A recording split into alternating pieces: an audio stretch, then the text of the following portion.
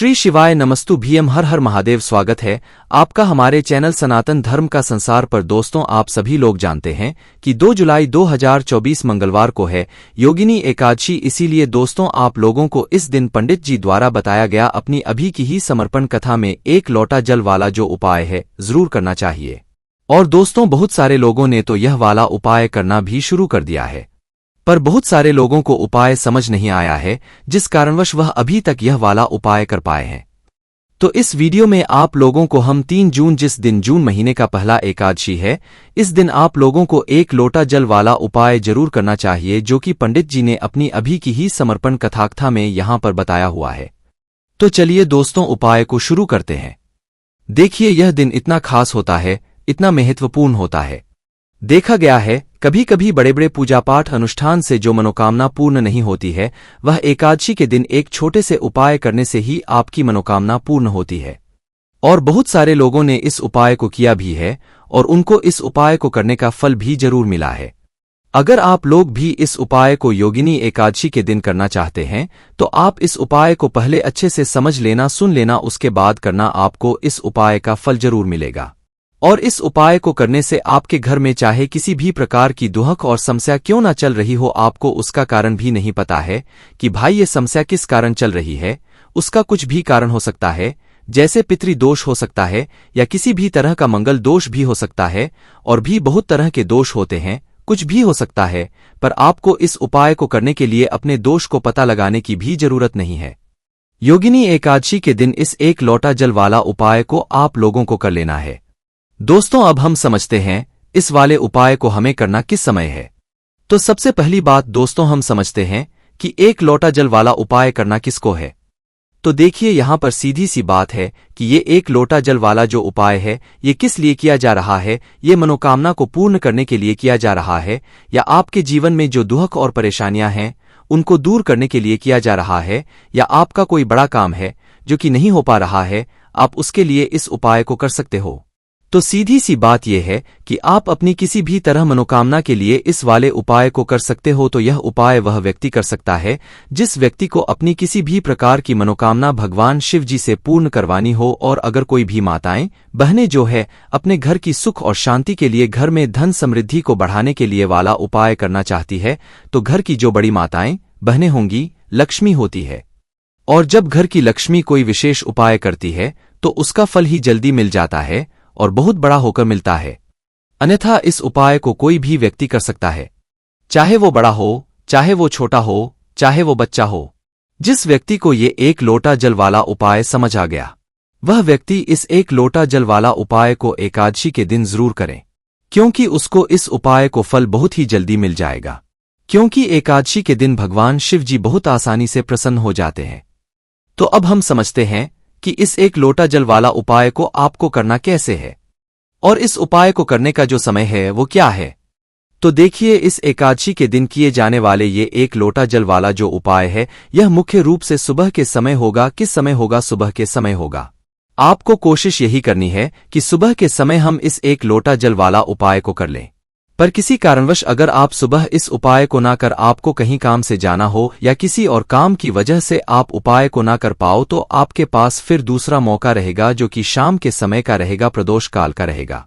अब भाई, प्रदोष काल का समय भी एक बहुत ही लोगों के मन में प्रश्न बन जाता है कि भाई यह समय होता कब है। हम आपको बता दें, प्रदोष काल का जो एक समय होता है, शाम का समय, वो होता है शाम के 6 बजे से लेकर शाम के 7 बजे के बीच का। इस समय के बीच में आप उपाय करेंगे तो आपको उस उपाय का जरूर फल मिलेगा।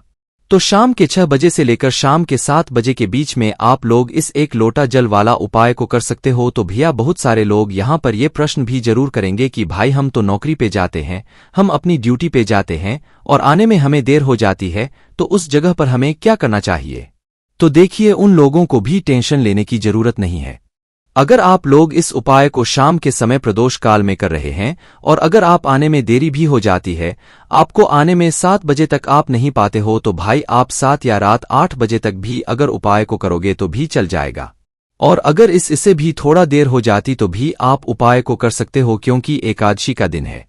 ये दिन बहुत ही कम आता है पूरे साल भर में। इसलिए जब आपको मौका मिल जाए, जब आप इस उपाय को जरूर कर लेना। कोई भी उपाय हो, आप कभी भी कर सकते हो। एकादशी के दिन बस कोशिश करना कि समय के थोड़ा मतलब अंतर्गत ही कर लो। पर किसी कारणवश अगर ना कर पाओ तो फिर आप थोड़ा देरी कर सकते हो। आपको उपाय का फल जरूर मिलेगा, क्योंकि भगवान शिव विजन बहुत ज्यादा प्रसन्न होते हैं सभी भक्तगणों से जो उनको प्रसन्न करते हैं। तो अब हम यहां पर समझते हैं कि आपको उपाय कैसे करना है। सबसे पहली चीज दोस्तों, आपको एक लोटा जल योगिनी एकादशी के दिन शिवलिंग पर किस तरह से चढ़ाना है, जिसके बाद आपकी बड़ी से बड़ी मनोकामना पूरी हो जाएगी और आपको अपने जीवन में सब कुछ मिल जाएगा।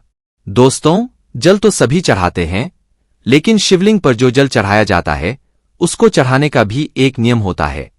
किस तरह से आपको वह जल चढ़ाना है, आज की वीडियो में यह हम आपको बताएंगे। और इस तरह से दोस्तों, जब आप जल चढ़ाएंगे बहुत जल्दी आपकी मनोकामना पूरी हो जाएगी। आपके जीवन में जो दुख और कष्ट है वो भी दोस्तों बहुत तेजी के साथ आप देखेंगे कि दूर होते चले जाएंगे। तो दोस्तों, अगर आप भी अपने जीवन में सब कुछ हार चुके हैं, या आपको लगता कि अब आपके जीवन में कुछ भी अच्छा नहीं होने वाला है, या अच्छा नहीं होने की सारी उम्मीद है दोस्तों, अगर आपके पास समाप्त हो चुकी है, खत्म हो चुकी है, तो दोस्तों आपको यह एक लोटा जल का उपाय करना है। बस इसके बाद आप देखेंगे कि बहुत बड़ा बदलाव आपके जीवन में आएगा। दोस्तों, जब व्यक्ति हर तरफ से हार जाता है, हर जगह से उसे जब निराशा मिलने लगती है और उसे अपने ही जब पराये लगने लगते हैं, तब दोस्तों व्यक्ति को की शरण में जरूर जाना चाहिए, क्योंकि महादेव ही एक ऐसे देवता है जो कि अपने भक्त की बड़ी से बड़ी मनोकामना को भी बहुत जल्दी पूरा कर देते हैं। और महादेव की शरण में जो भक्त जाता है, कभी भी महादेव उसे खाली हाथ नहीं लौटने देते हैं। अपने उस भक्त की जरा सी पूजा से प्रसन्न होकर अपने उस भक्त के जीवन के हर दुख को वो हर लेते हैं, हर संकट को वो दूर कर देते हैं। तो दोस्तों, देवों के देव महादेव का के नाम भोलेनाथ भी है। तो दोस्तों, आप सभी जानते हैं भोलेनाथ नाम उनका इसलिए है क्योंकि दोस्तों वह इतने भोले हैं कि अपने भक्त की जरा सी पूजा से ही वह प्रसन्न हो जाते हैं। एक लोटा जल भी यदि कोई महादेव को समर्पित कर देता है तो महादेव अपने उस भक्त की हर मनोकामना को पूरा कर देते हैं और उसके जीवन में वो ढेर सारी खुशियों को भी भर देते हैं। तो दोस्तों, सप्ताह का जो हर दिन होता है वो किसी न किसी को समर्पित होता है। उसी तरह से दोस्तों, एकादशी का जो दिन है ये देवों के देव महादेव को समर्पित है। यानी कि एकादशी का जो दिन है, आप सभी जानते हैं कि सबसे ज्यादा पूजा की जाती है महादेव की इसी के साथ। दोस्तों, अगर आप एकादशी के दिन शिवलिंग का अभिषेक करते हैं या शिवलिंग पर जल चढ़ाते हैं तो शिवजी आपकी पूजा से बहुत ही प्रसन्न होते हैं और आपके जीवन में जो भी कुछ आपको चाहिए दोस्तों, सब कुछ आपको अपने जीवन में मिल जाता है। तो दोस्तों, कैसे करना है उपाय, किस तरह से आपको एक लोटा जल एकादशी के दिन शिवलिंग पर चढ़ाना है, सब कुछ आपको वीडियो में बताने वाले हैं। तो दोस्तों, आपको यहां पर एक लोटा जल लेना है अपने घर का, क्योंकि दोस्तों जब आप अपने घर से एक लोटा जल चढ़ाते हैं शिवलिंग पर तो वो जल शिवलिंग से होता हुआ माता रानी के हस्तकमल पर जाता है और इससे दोस्तों आपके जो पितृ हैं वो भी हमेशा रहते हैं। तो दोस्तों, आपको एक लोटा जल लेना है अपने घर से और उस एक लोटा जो जल आपने लिया है उसके अंदर आपको डालना है थोड़ा सा गंगाजल। ठीक है ना, थोड़ा सा गंगाजल डाल लेंगे और एक लोटा जल आप ले लेंगे। इसके बाद दोस्तों आपको लेनी है एक बेलपत्र। तो दोस्तों, वैसे तो 108 बेलपत्र बहुत शुभ मानी जाती है, लेकिन एक बेलपत्र भी आप यहां पर ले सकते हैं, क्योंकि एक बेलपत्र से भी जी हमेशा ही प्रसन्न होते हैं। तो दोस्तों, एक बेलपत्र लेनी है आपको, ऐसी जो कहीं से भी खंडित ना हो, यानी कटी फटी ना हो, कहीं से भी पत्ता बेकार ना हो बेलपत्र का, ठीक है ना। और डंडी के साथ ही दोस्तों आपको बेलपत्र अपने साथ लेकर के जानी है। एक लोटा जल के अंदर दोस्तों आपको नहीं डालनी है, जल अलग से लेकर जाएंगे और एक बेलपत्र जो आपने ली है वो अलग से आपको लेकर के जानी है। महादेव के मंदिर में आपके के आसपास जहां पर भी शिवजी का मंदिर हो वहां पर दोस्तों आपको जाना है। और सबसे पहले दोस्तों आपको क्या करना है, जो जल आप लेकर के गए हैं अपने घर से वो जल आपको शिवलिंग पर चढ़ाना है। और चढ़ाते समय जब आप शिवलिंग पर जल चढ़ाएंगे तो फेस किधर होना चाहिए, आपका उत्तर दिशा की तरफ दोस्तों आपका फेस होना चाहिए। तो दोस्तों, जब भी आप शिवलिंग पर जल चढ़ाते हैं इस चीज का आपको पूरा ध्यान रखना है कि का जो मुख है वो पूर्व दिशा में ना हो, यानी पूर्व दिशा की तरफ आपका मुख जो है वो नहीं होना चाहिए, क्योंकि पूर्व दिशा को ही भगवान शिव का मुख्य द्वार माना गया है। ऐसे में दोस्तों पूर्व दिशा की ओर मुख करके अगर आप जल चढ़ाते हैं तो इससे शिव जी के द्वार में अवरोध पैदा होता है और शिव जी आपसे नाराज भी हो सकते हैं। तो हमेशा आप ध्यान रखें कि आपका जो मुख है, जब भी आप जल चढ़ाएंगे तो उत्तर दिशा की तरफ दोस्तों आपका मुख होना चाहिए, आपका फेस होना चाहिए। तो दोस्तों उत्तर दिशा की तरफ अपना फेस करते हुए आपको जल चढ़ाना है। और जो बेलपत्र आप लेकर के गए हैं, बेलपत्र दोस्तों आपको शिवलिंग पर कब चढ़ाने हैं? जल चढ़ाने के बाद पहले आप जल चढ़ाएंगे, फिर दोस्तों आपको बेलपत्र अर्पित करनी है शिव जी को, और जो भी आपकी मनोकामना है वो दोस्तों यहां पर आपको कह देनी है। और दोस्तों जब भी आप यह उपाय करते हैं, एकादशी के दिन शिवजी आपसे हमेशा प्रसन्न होते हैं और आपकी जो भी मनोकामना होती है वह पूरी हो है, आपको अपने जीवन में सब कुछ मिल जाता है। दोस्तों जब आप इस तरह से शिवलिंग पर एक लोटा जल अर्पित कर देते हैं, दोस्तों जब आप शिवलिंग पर जल चढ़ाएंगे तब आपको शिव जी का जो मंत्र है ओम नमः शिवाय श्री शिवाय नमस्तुभयम, इस मंत्र का जप भी करना है। और दोस्तों यहां पर आपको एक चीज बहुत ध्यान रखनी है कि जब भी आप जल चढ़ाएंगे जल्दी जल्दी आपको नहीं करना है, बिल्कुल पतली धार बनाते हुए ही आपको शिवलिंग पर जल चढ़ाना है। इस तरह से दोस्तों जब आप जल चढ़ाते हैं तो शिवजी को ठंडक मिलती है। आप सभी जानते हैं कि शिवजी ने समुद्र मंथन के दौरान जो विष निकला था उन्होंने ही ग्रहण किया था, जो कि उन्होंने अपने गले में रखा है। दोस्तों जब आप हल्के हल्के शिवलिंग पर जल चढ़ाते हैं तो इससे शिवजी को बहुत ही ज्यादा ठंडक मिलती है, और जितनी पतली धार आपके लोटे के जल की होगी उतनी जल्दी दोस्तों आपकी कामना भी शिवजी पूरी कर देते हैं। तो इस तरह से एक लोटा जल चढ़ाई है, आप खुद देख लेंगे कि आपको अपने जीवन में सब कुछ मिल जाएगा। तो यह था दोस्तों पहला उपाय जो करना है आपको एकादशी के दिन। अब जल्दी से बात कर लेते हैं दूसरे उपाय की, जो कि करना है आपको एकादशी के दिन ही। तो दोस्तों यह जो दूसरा उपाय अब हम आपको बताने जा रहे हैं, यह खास करके दोस्तों उन लोगों के लिए है जिनके सर पर कर्जा बहुत है, यानी जिन लोगों ने बहुत ले रखा है, कर्जा चुका नहीं पा रहे हैं, बहुत प्रयास करने के बाद भी आप कर्जे के बोझ तले दबते ही जा रहे हैं। आप किसी से उधार लेते हैं ये सोचकर कि थोड़े दिन में ही आप उस पैसे को चुका देंगे, लेकिन कुछ ना कुछ आपके साथ ऐसा हो रहा है कि आप दूसरों का पैसा नहीं दे पा रहे हैं, या फिर दोस्तों आपको धन को लेकर हमेशा परेशान होना पड़ता है, किसी न किसी से उधार हमेशा ही आपको लेना पड़ता है। तो ये दूसरा उपाय करना है आपको एकादशी करके देख लीजिए, सारा कर्जा आपके सर से उतर जाएगा और धन से जुड़ी जितनी भी समस्याएं हैं, जितनी भी परेशानी है, वो बहुत तेजी के साथ दूर होने लगेंगी। तो दोस्तों उपाय को करने के लिए आपको यहां पर लेना है शहद, ठीक है ना, शहद लेना है और आपको एकादशी के दिन शिवलिंग का अभिषेक करना है शहद से। तो दोस्तों कितने एकादशी करना है, ये उपाय आपको कम से कम 5 एकादशी करना है। करके देख लीजिए जी, आप देखेंगे कि शहद से शिवलिंग का अभिषेक करेंगे तो आपके जीवन में जो कर्जे से जुड़ी समस्याएं हैं वह दूर हो जाएंगी, और इसी के साथ दोस्तों धन वृद्धि आपके जीवन में बहुत तेजी के साथ होगी, और जितना भी कर्जा आपके सर पे है वह भी दोस्तों बहुत तेजी के साथ उतरने लगेगा।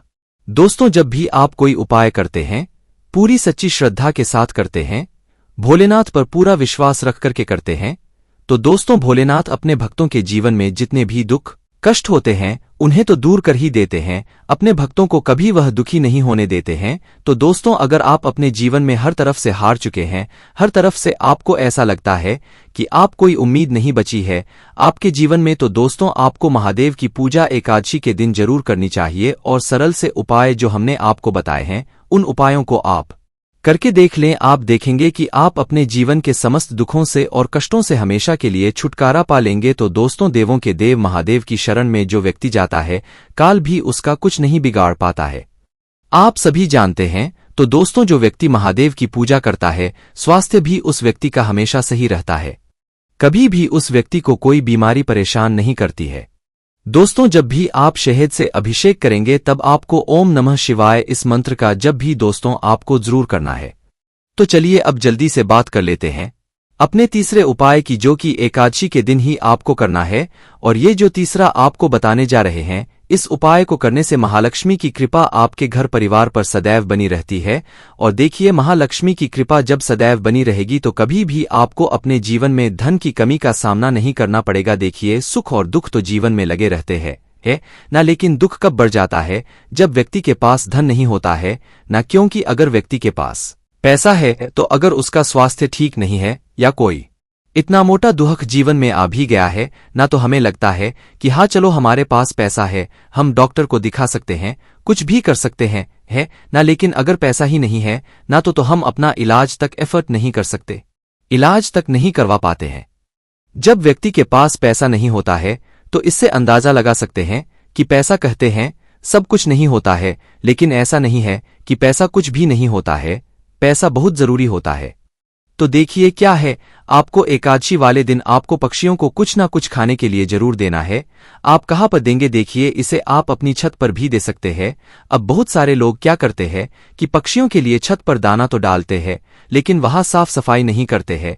उससे क्या क्या होता है कि राहु एक्टिव हो जाता है और फिर बहुत सारी चीजें जो है वो जीवन में बिगड़ने लगती है। तो आप अपनी छत पर भी पक्षियों को दाना दे सकते हैं। बस ध्यान ये कि कभी भी पक्षियों की जो डीट होती है ना वो आपके छत पर ना हो।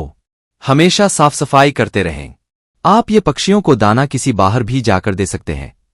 कोई पेड़ आदि है, आपके घर के आसपास कोई गार्डन है, वहां पर भी दे सकते हैं। इस दिन आप पक्षियों की सेवा जरूर करें, उनके लिए पानी की व्यवस्था जरूर करें, क्योंकि इससे क्या होता है कि श्री हरि विष्णु आपसे बहुत जल्दी प्रसन्न होते हैं, और श्री हरि विष्णु प्रसन्न हो गए तो मां लक्ष्मी प्रसन्न होती ही होती है। तो यह इतना उत्तम उपाय है ना कि एकादशी के दिन यह जो उपाय है ना यह सबसे उत्तम माना जाता है। साथ ही साथ अगर आपके घर के द्वार पर इस दिन कोई भी आए, कुछ भी आपसे मांगने, कोई भी जरूरतमंद व्यक्ति हो, कोई गाय हो, कोई कुत्ता हो, उसे कभी भी खाली हाथ ना जाने दे है ना। अगर कोई भी एनिमल्स आता है उसे खाने के लिए दें। कोई जरूरतमंद अगर व्यक्ति आपके घर पर आ रहा, उसकी मदद भी आप इस दिन जरूर करें। तो देखिए, बहुत अच्छे से उपाय आपको समझाने और बताने का प्रयास किया है। बाकी दोस्तों, अगर इस उपाय को करने में आपको कोई भी दिक्कत, समस्या, परेशानी आती है तो उसे आप हमसे कमेंट करके पूछ सकते हैं। श्री शिवाय नमस्तु भीम, हर हर महादेव।